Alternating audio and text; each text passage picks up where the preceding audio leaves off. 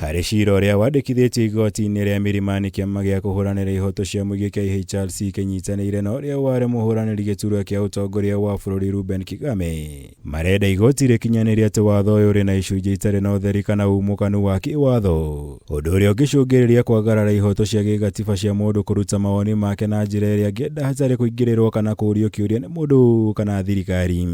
We have sufficient laws. We have issues on defamation law that takes care of if you speak maliciously about someone.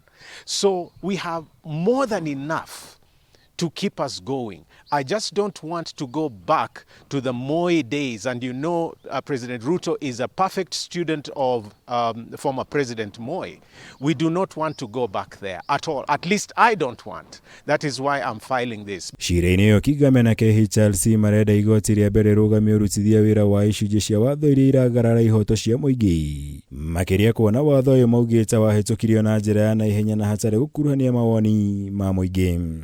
This particular act, because now it's law, is going to directly affect the Kenyan citizens and especially young people who have been blogging their opinions on government.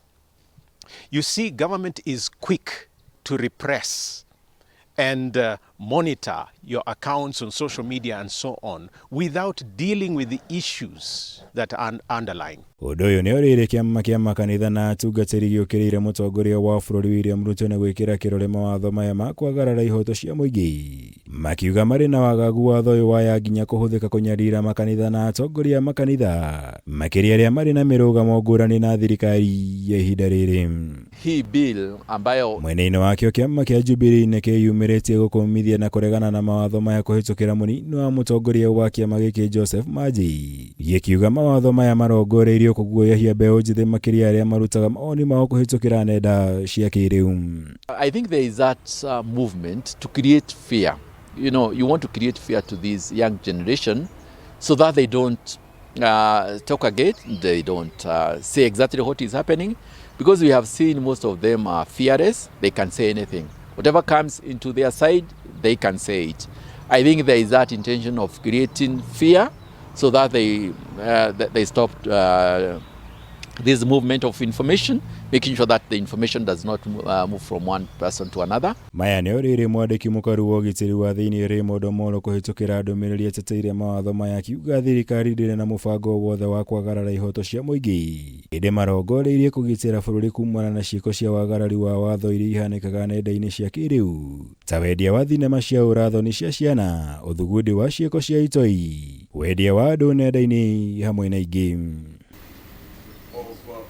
Mũrũgamo ta ũyũ noguo waiyũkĩtio nĩ mũmbunge wa Nandi Hills Bernard Kitura akiuga riboti iria ikoretwo ikĩhunjio ciĩgiĩ watho ũyũ nĩ cia kũhĩngĩca mũingĩ, kuona itirĩ na ũma wothe makĩria kuona watho ũyũ ũrongoreirio gũthaitĩra bũrũri kumana na ciĩko cia wagarari wa watho iria ihanĩkaga nenda-inĩ.